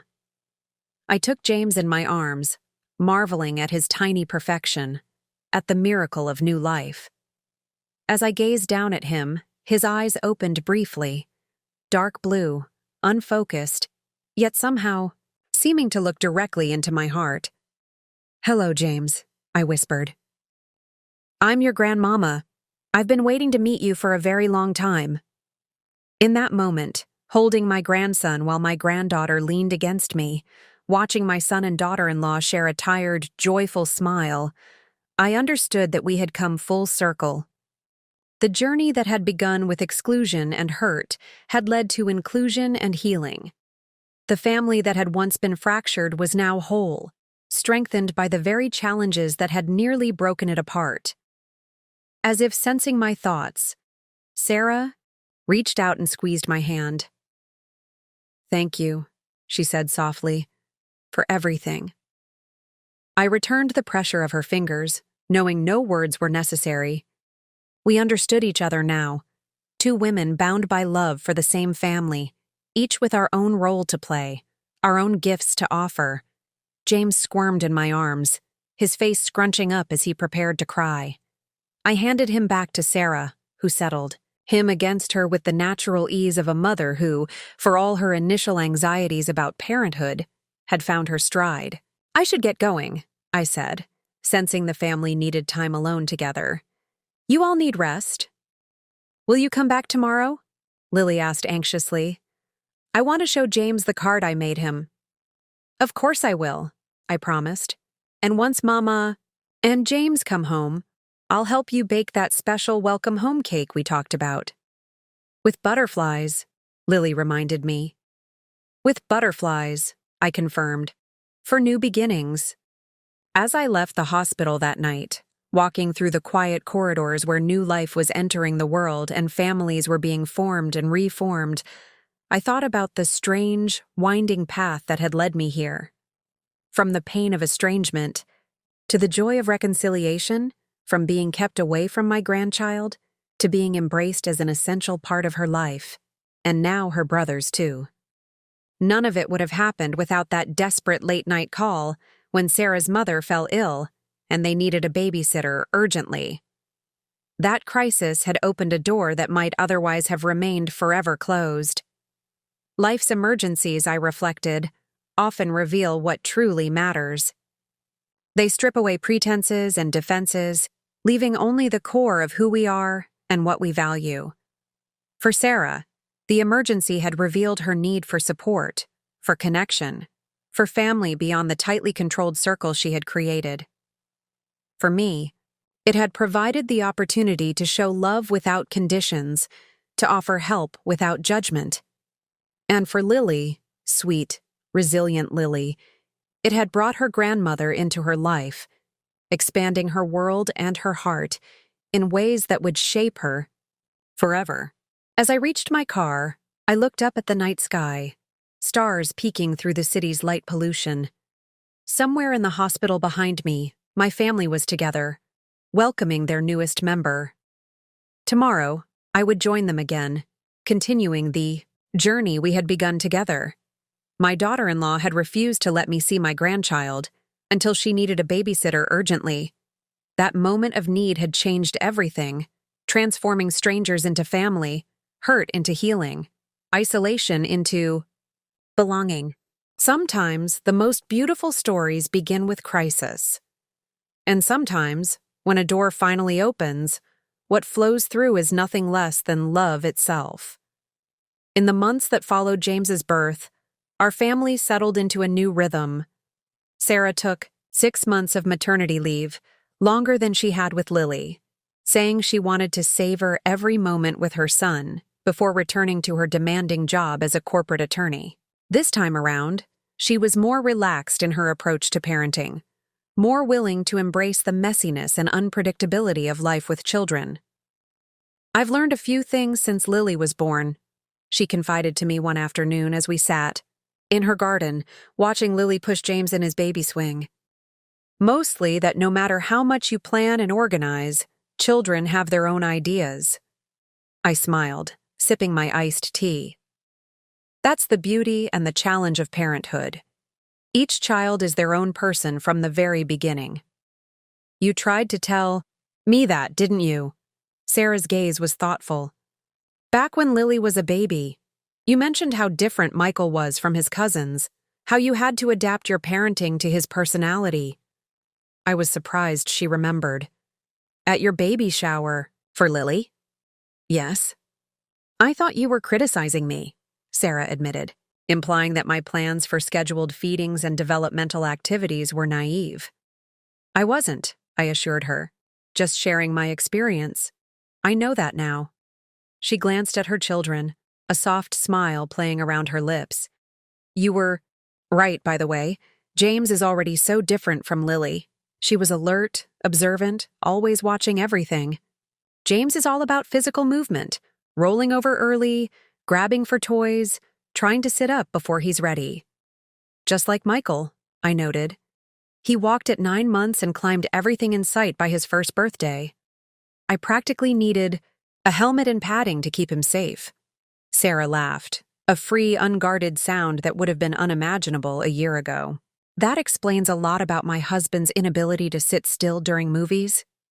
Our conversation was interrupted by Lily calling for us to watch James, who was giggling as she made silly faces at him. The baby's laughter, a relatively new development, filled the garden, drawing us both to join our grandchildren. As spring turned to summer, I became an increasingly integral part of the family's daily life. I picked Lily up from preschool 3 afternoons a week, giving Sarah time alone with James. On Saturdays, I often took Lily for our special Grandmama Days, which had become a cherished tradition for both of us. Occasionally, when Sarah needed a break or had appointments, I would watch James too, getting to know my grandson's emerging personality just as I had Lily's. By the time James was 6 months old, I had a comfortable routine of my own. My apartment now contained a portable crib, high chair, and an assortment of toys and books. A drawer in my dresser held clothes for both grandchildren, and my refrigerator usually contained at least a few containers of homemade baby food that Sarah and I prepared together during our Sunday cooking sessions. These cooking days had become another unexpected tradition. What began as a practical solution to provide healthy meals for the family during the chaotic early days with a newborn had evolved into something more meaningful, a time for Sarah and me to talk, to share, to build, the kind of relationship I'd never dared hope for.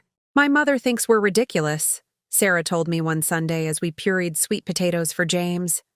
She says that's what caterers and meal delivery services are for.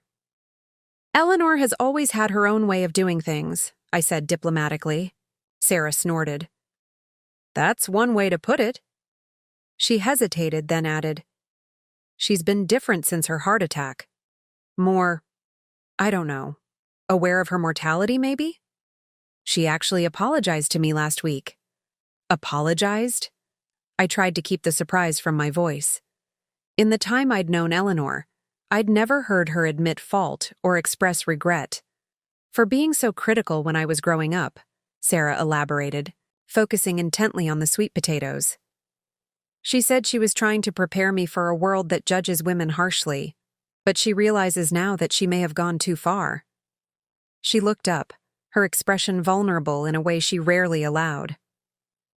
Do you think, was I doing the same thing to Lily? Being too rigid, too demanding because I wanted to protect her? The question was loaded with unspoken fears and regrets. I chose my words carefully. I think all parents make choices based on what they believe is best for their children. Sometimes those choices are shaped by their own experiences, for better or worse. I smiled gently. The difference is that you're asking the question, Sarah. You're willing to reflect and adjust. She nodded slowly. I don't want Lily or James to ever feel they're not enough, just as they are. I don't want them to think they have to earn my love through achievement or perfect behavior. They won't. I assured her, because you show them every day that you love them unconditionally. Sarah's eyes glistened with unshed tears. Thank you, she said softly, for saying that, for seeing me that way. It's the truth, I told her simply. She turned back to the sweet potatoes, blinking rapidly. Enough emotional talk. These won't puree themselves. I smiled, understanding her need to retreat from vulnerability. We worked in companionable silence for a while, preparing food for the coming week. Martha, Sarah said eventually, using my first name with an ease that still sometimes surprised me. There's something Michael and I have been discussing that we'd like to talk to you about. My mind immediately raced to worrying places. Were they moving? Was Sarah's job sending her to another city? Had there been a recurrence of Eleanor's heart problems? What is it? I asked, trying to keep my voice neutral. It's about the summer house in Cape Cod, Sarah began, setting down her spoon. The one we inherited from my grandparents. I nodded, familiar with the beachfront property where they spent 2 weeks each summer. Is everything all right with it? Everything's fine, she assured me. But it's a big house, 5 bedrooms, and we were thinking that it doesn't make sense for us to be there all alone, especially now that we have 2 children. We'd like more family around to make memories together. I wasn't sure where this was leading. That sounds lovely. We'd like you to join us this summer, Sarah said, meeting my eyes directly. For the full 2 weeks if you can manage it. We thought it could become a family tradition. All of us together. The invitation took me completely by surprise. This was their special family retreat, a place of significance to Sarah's family history. Inviting me to join them wasn't just a casual gesture. It was an explicit inclusion in their most intimate family time. I would love that, I said when I found my voice. Thank you. It means so much to be asked. Sarah smiled, seeming pleased with my reaction. Lily's already planning all the sandcastles you'll build together, and Michael can't wait to take you fishing off the pier. She hesitated, then added more softly, I'd like to show you my grandmother's rose garden. It's something special to me, and I'd like to share it with you. The simple admission that she wanted to share something personal, something precious, touched me deeply. I'd like that very much. 6 weeks later, I found myself driving up the coast to Cape Cod, my car packed with beach gear and supplies for the 2-week stay. Michael had offered to pick me up, but I'd chosen to drive myself, wanting the independence and the time to reflect on the journey that had brought me here. The beach house was everything they'd described. A sprawling, weathered gray clapboard, home with a wide porch facing the ocean. Adirondack chairs lined the porch, and flowering bushes surrounded the property in a riot of summer color. As I pulled into the long driveway, I saw Lily bouncing on her toes at the top of the porch steps, waving frantically. "Grandmama's here! Grandmama's here!" she called, her voice carrying on the salt-tinged breeze. I had barely parked before. She was racing down the steps. I stepped out of the car just in time to catch her as she launched herself into my arms. "I've been waiting all day," she informed me, her arms tight around my neck. "Daddy said you'd be here at lunchtime, but..." "That was hours ago." "It's only 1 o'clock, sweetheart," I laughed, hugging her back. "Right on time for lunch." Michael appeared on the porch, James in his arms. "Welcome to Sea Breeze," he called, using the house's affectionate nickname. Sarah emerged behind them, wiping her hands on a dish towel. "Did you find it okay? The turn, Off the main road can be tricky." "Your directions were perfect," I assured her, setting Lily down to retrieve my bags. "This place is beautiful." "Wait till you see inside." Lily grabbed my hand, tugging me toward the steps. "I'm going to show you everything. The secret hiding place under the stairs, and the window seat where you can see all the way to the lighthouse, and the tree house in the backyard that Daddy's been fixing up." "Whoa, slow down," Michael laughed. "Let Grandmama get settled first. She's going to be here for 2 whole weeks, remember? Plenty of time for the grand tour. Sorry, Lily said, not sounding sorry at all. I'm just so excited. Me too, sweetheart, I assured her, climbing the steps to join the rest of the family. Sarah surprised me with a warm hug. We're glad you're here, she said simply. So am I replied, touched by the welcome. The house's interior was as charming as its exterior. Wide planked pine floors, beadboard wainscoting, and large windows that filled the rooms with light and sea air. It wasn't fancy or pretentious, but comfortable and lived in, with furniture designed to withstand sandy feet and wet bathing suits. This was my grandparents' summer home for over 40 years, Sarah explained as she showed me to my room on the second floor. When they passed away, they left it to my parents, who used it occasionally but preferred their place in the Hamptons. They gifted it to Michael and me when Lily was born. What a wonderful inheritance, I said, setting my suitcase on the 4-poster bed. The room was cozy, with floral curtains billowing in the breeze from open windows and a small writing desk, positioned to take advantage of the ocean view. It is, Sarah agreed. The best kind, really. Not just property, but memories.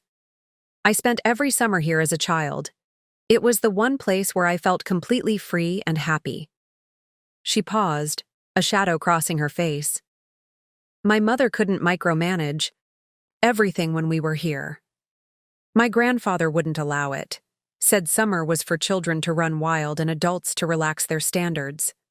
I smiled, liking Sarah's grandfather more with each detail I learned. He sounds like a wise man. He was. Sarah's expression softened. You would have liked him, I think, and he would have adored you. He had no patience for pretension or social climbing, all the things my mother values. I'm honored you've invited me to share this special place, I told her. It feels right, Sarah said simply. Your family. The words, spoken so matter-of-factly, filled me with quiet joy. From being kept away from my grandchildren to being embraced as family, worthy of inclusion in their most treasured traditions, it was a transformation I still sometimes found hard to believe. That first day set the tone for our vacation. After a simple lunch of clam chowder and crusty bread, we walked down to the private beach in front of the house. James, experiencing sand for the first time, alternated between fascination and uncertainty, patting it cautiously before trying to put it in his mouth when no one was looking. Lily, a seasoned beach veteran at 4.5, immediately began digging an elaborate series of moats and castles, directing Michael and me with the confidence of a miniature engineer. Sarah sat nearby under an umbrella with James, pointing out seagulls and sailboats to the baby, who watched everything with wide-eyed wonder. As the afternoon wore on, I found myself relaxing in a way I hadn't in years. There was something about the rhythm of the waves, the children's laughter, the lack of schedules or expectations that soothed my soul. This, I thought, was what family, vacations should be.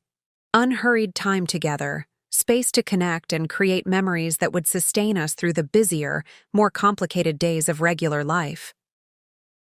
That evening, after the children were in bed, the 3 of us sat on the porch, watching the moonlight shimmer on the water. Michael had opened a bottle of wine, and the conversation flowed as easily as the gentle breeze off the ocean. I always forget how much I love it here until we come back, Michael said, his arm around Sarah on the porch swing. Something about this place just feels right. My grandfather used to say the sea puts everything in perspective, Sarah mused. Our problems seem smaller against the vastness of the ocean. I nodded, understanding completely. There's a timelessness to it. The waves have been coming in and going out long before us and will continue long after. It makes you focus on what's truly important. Family, Michael said softly. Connections. The people you love. Yes, I agreed, raising my glass in a silent toast to that truth. The next 2 weeks unfolded in a rhythm of beach days, family meals, and quiet evenings. We built sandcastles elaborate enough to impress passing strangers.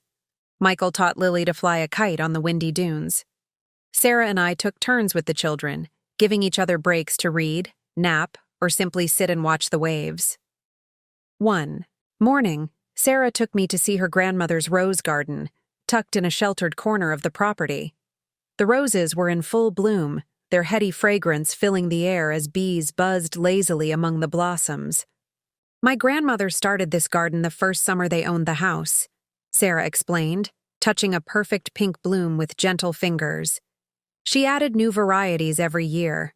This one, she pointed to a deep red climber covering an arbor, was the last one she planted, the summer before she died.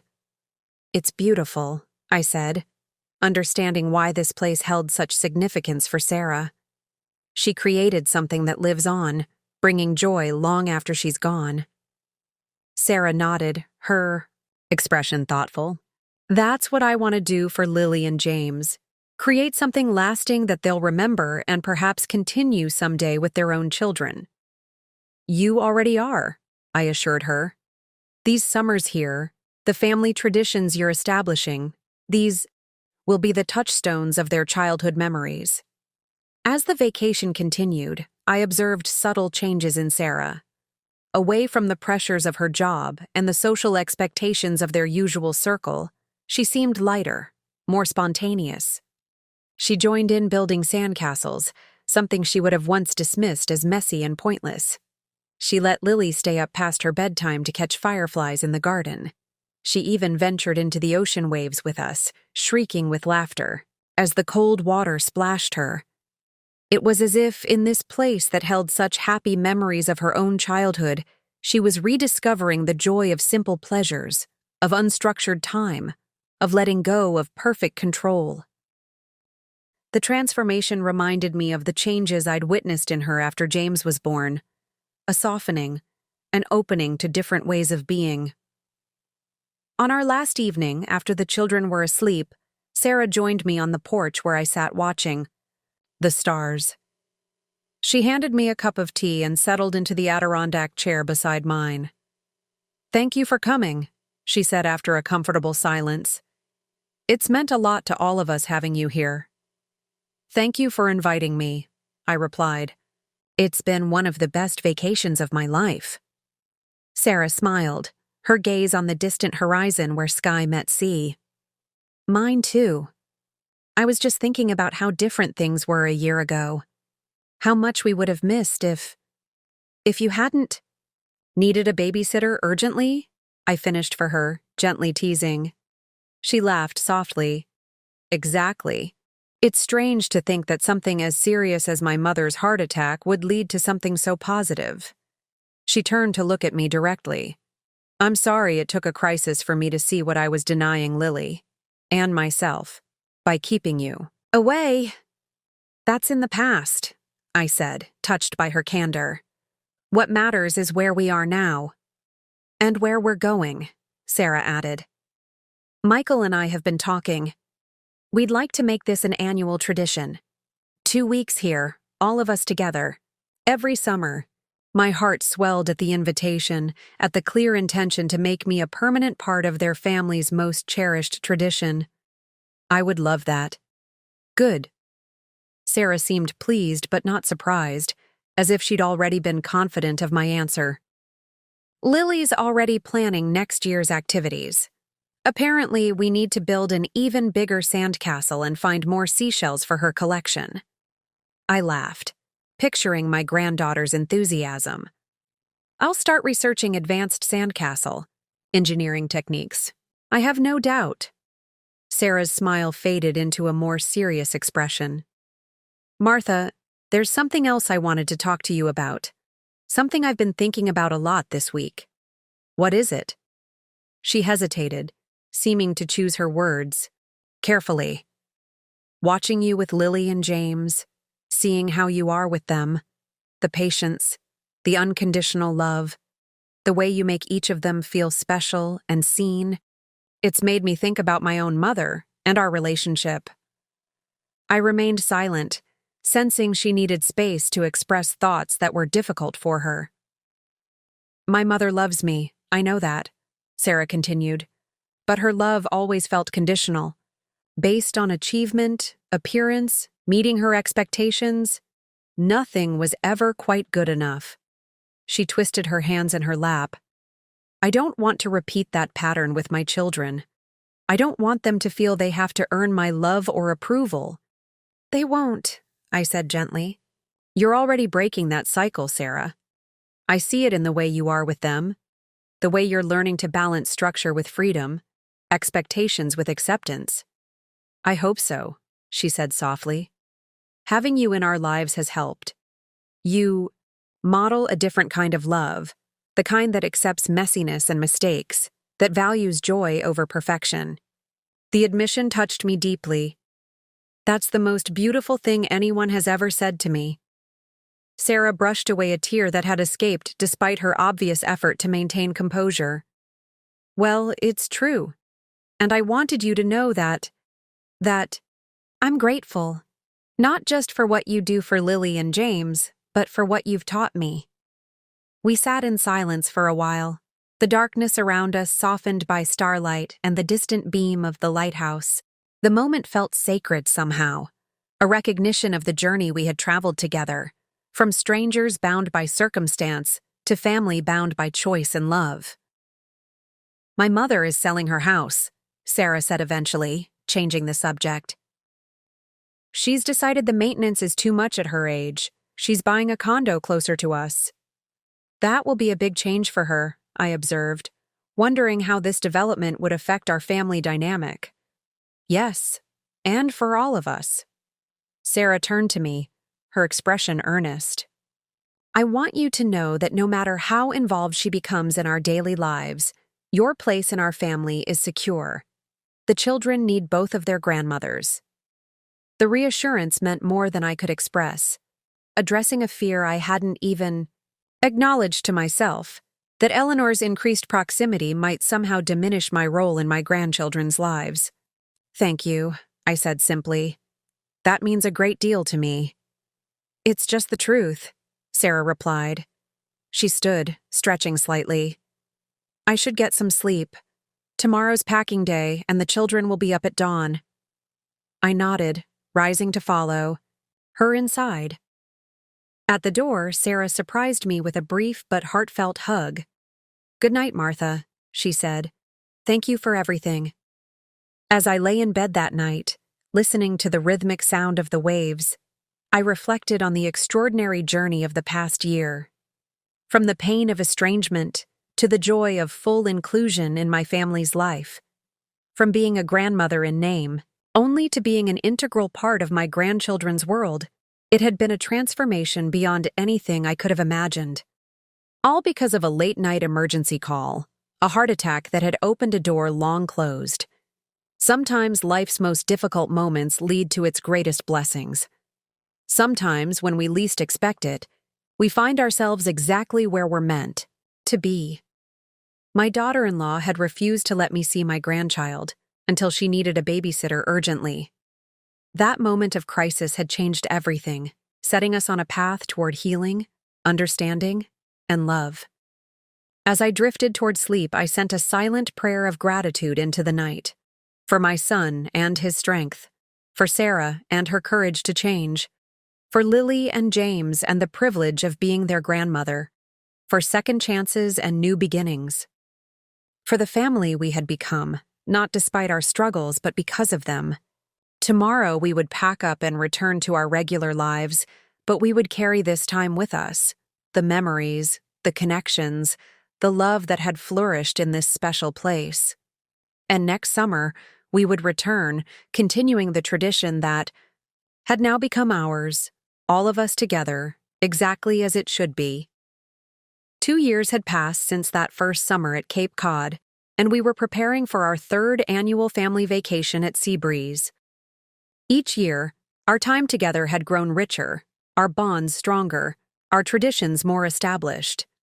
Lily, now 6.5, had started first grade and was flourishing. James, a sturdy 3-year-old with his father's boundless energy, was emerging from toddlerhood into a little boy with definite opinions and a mischievous streak that kept us all on our toes. Our family had expanded in unexpected ways during those 2 years.